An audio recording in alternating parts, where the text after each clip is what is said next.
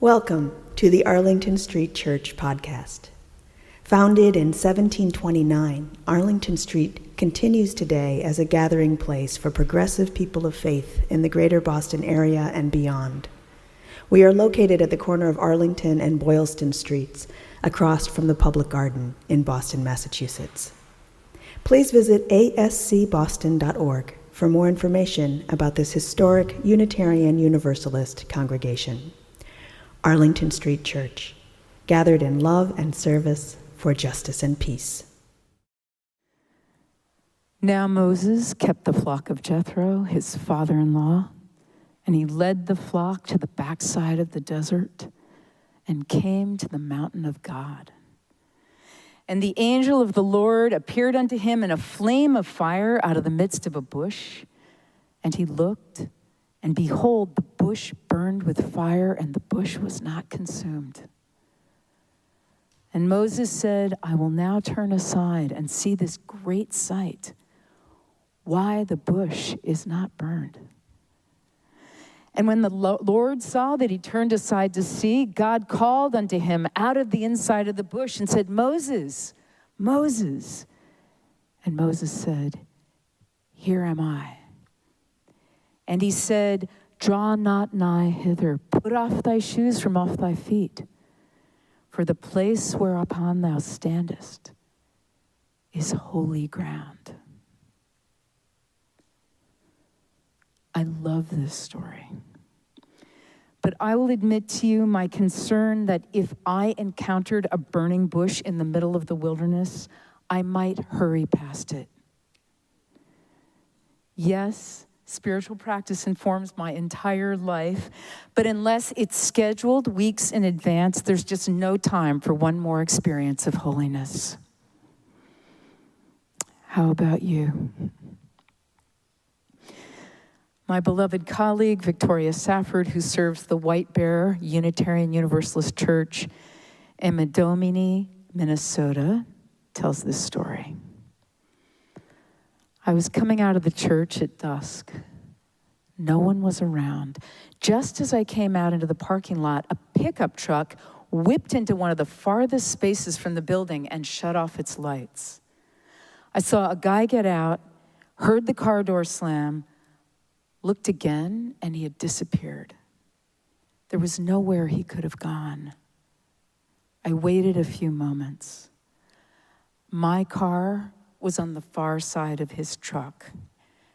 So I started walking slowly toward it, leaving a wide arc of space. I was glad I did this because as I got closer to the truck, I could see the man. He was kneeling on a small piece of carpet right next to the front tire, facing the dead end of Maple Street, facing the east. He didn't see me, or if he did, he gave no sign. He bowed his head till it touched the ground, then sat up and stood up and bowed again, and with his arms outstretched. This was a person at prayer. His truck was some kind of utility vehicle. He must have been a plumber or electrician working on a job in the neighborhood, which went longer than he'd meant to, almost past the call to evening prayer. He was clearly a busy guy. He pulled in here to unroll his mat, take off his shoes and cap and gloves, all laid out neatly beside him. And then and there, he established holy ground, sacred space, time out of time on the threshold of the night. I went back into the building and waited inside a while. It's a strange thing to wait while someone prays, to hang around while someone is talking to God. It's an intimate thing. There's a vulnerability there. It didn't take very long, just about long enough for me to notice east and west, which I forget about sometimes. I noticed the light, saw for the first time in weeks that 5 o'clock looks different in February from in December. It was about long enough to take a breath or two, which can never be a waste of time. I think of the close of Mary Oliver's Anointed the Summer Day. I don't know exactly what a prayer is. I do know how to pay attention, how to fall down into the grass, how to kneel down in the grass, how to be idle and blessed, how to stroll through the fields, which is what I have been doing all day.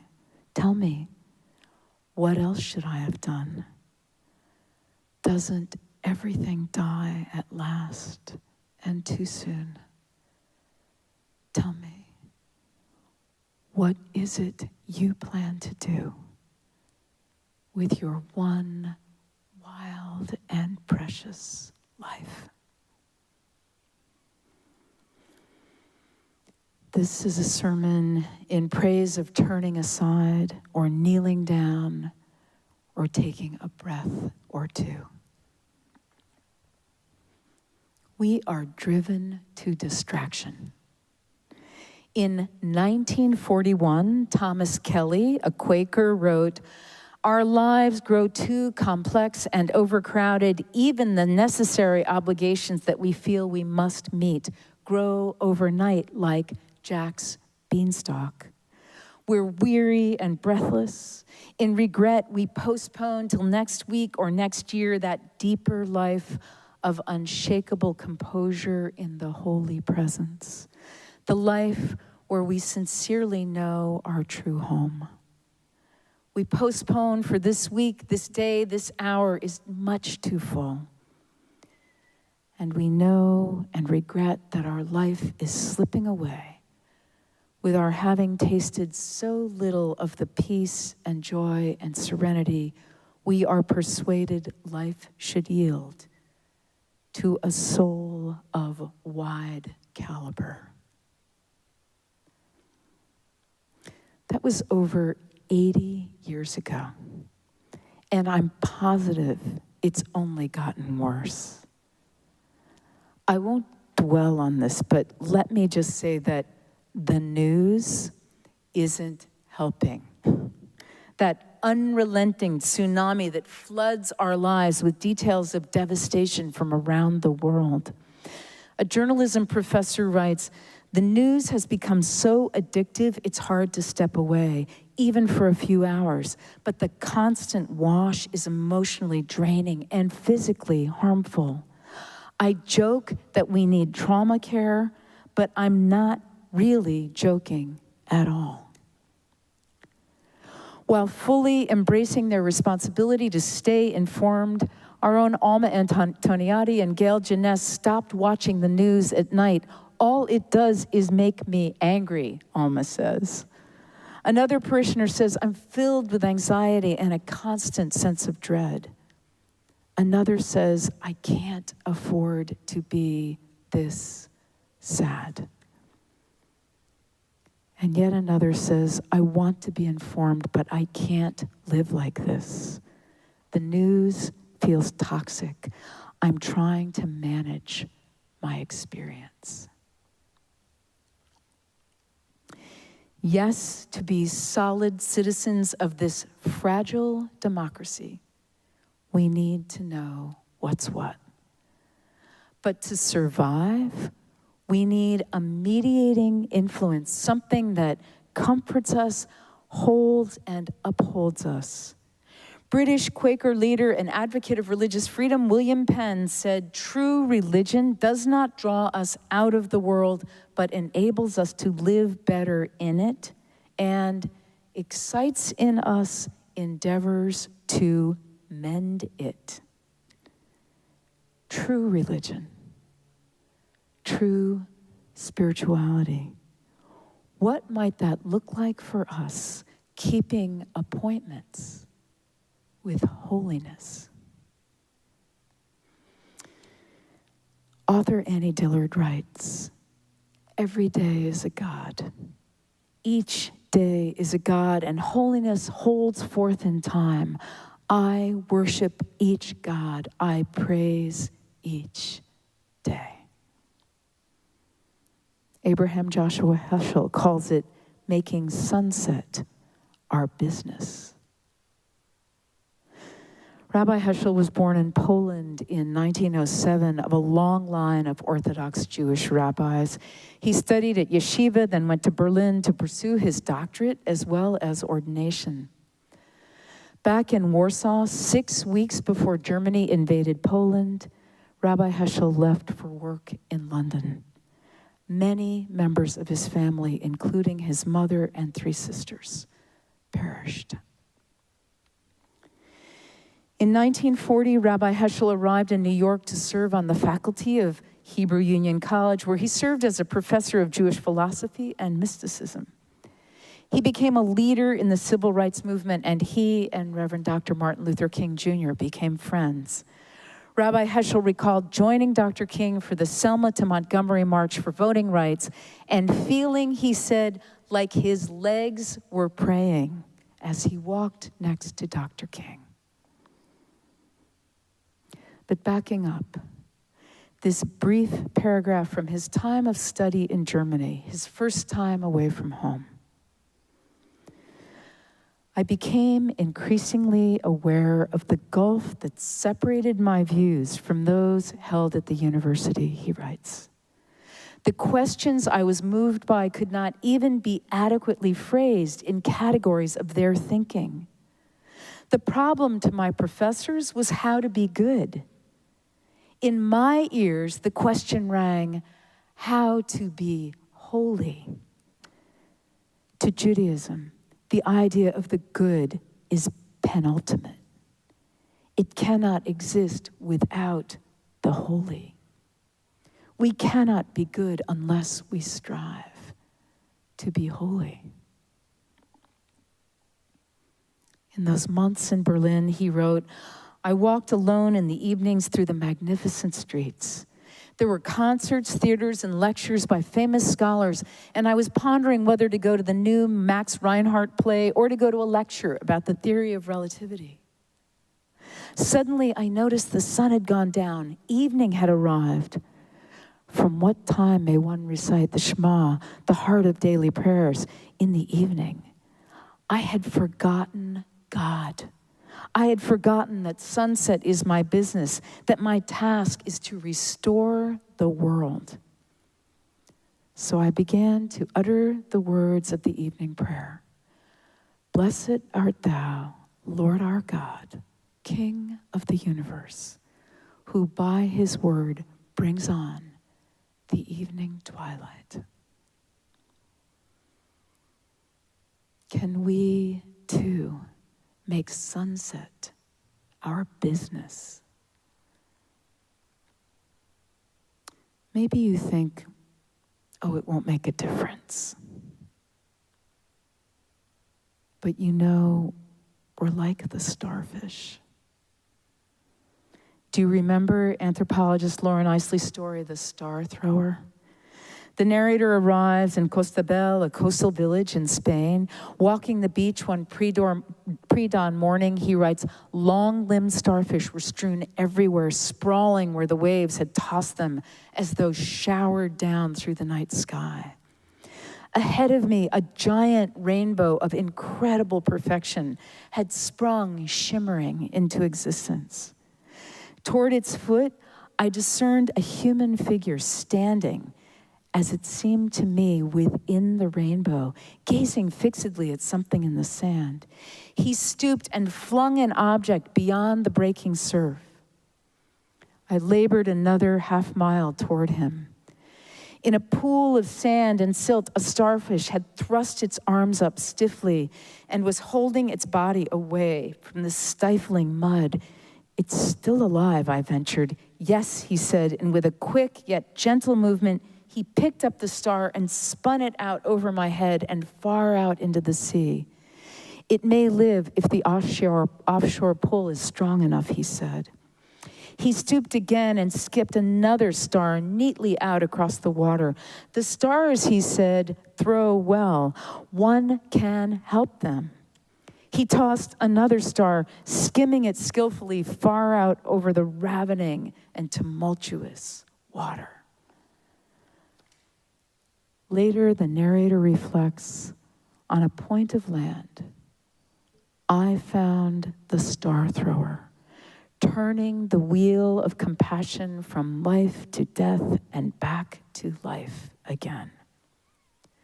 Looking around the beach littered with bodies, if we ask, what does it matter, as yet another starfish is returned to the sea, we can answer, it mattered to that one.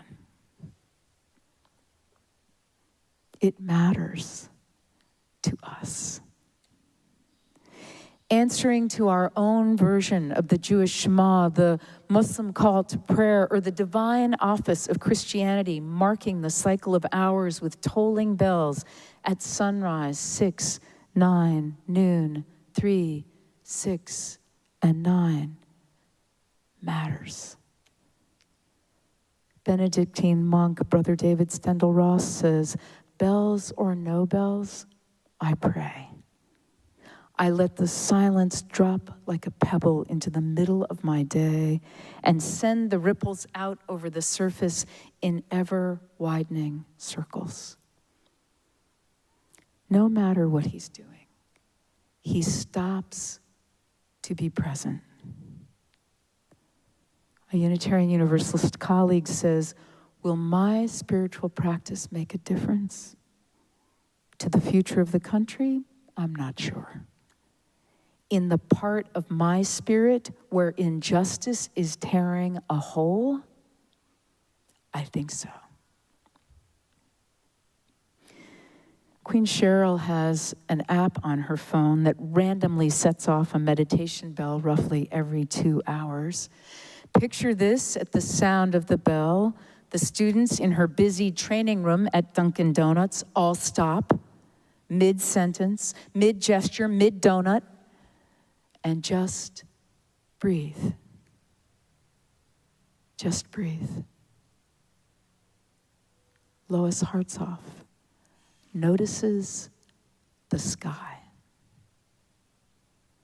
What practice will make a difference in your life? Making a commitment to be here all together, showing up in the Zoom room or the sanctuary for yourself, for all of us, for the world, that's a great start. What else keeps you on this side of sanity? What guides your feet, makes you laugh and cry, fills you with wonder, reminds you to love extravagantly and give thanks? Maybe it's reading, listening, or singing, eating, or fasting. Maybe it begins in nature. Maybe it's meditation or prayer, movement or stillness or silence. Holy ground is on a city street, in a field, in a parking lot at dusk, in the wilderness.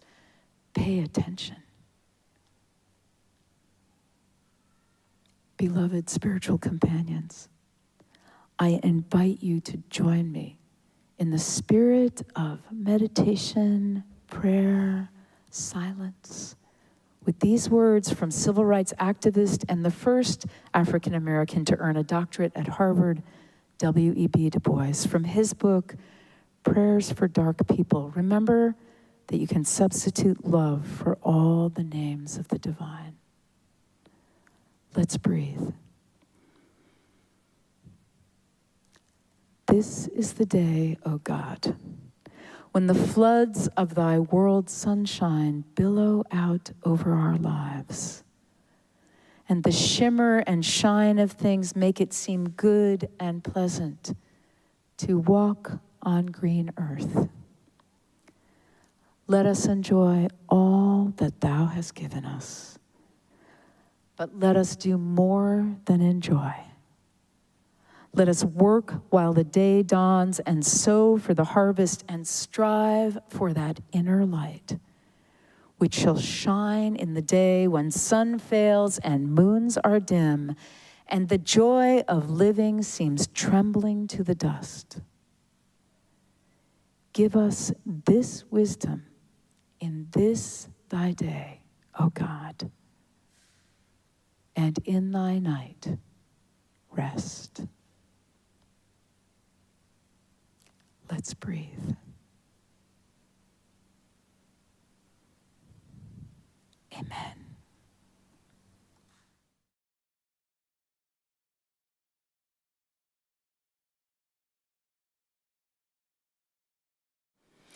And now for our benediction, I invite you to put your hands over your heart in namaste.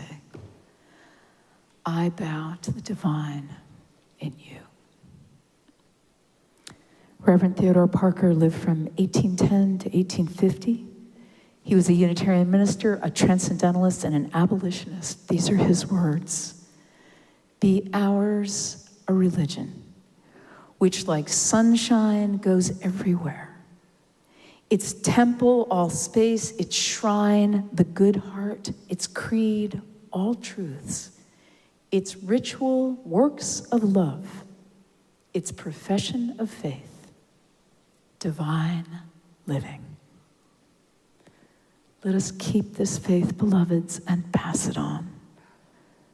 The service begins when the service ends. Bless your hearts. I love you. Amen.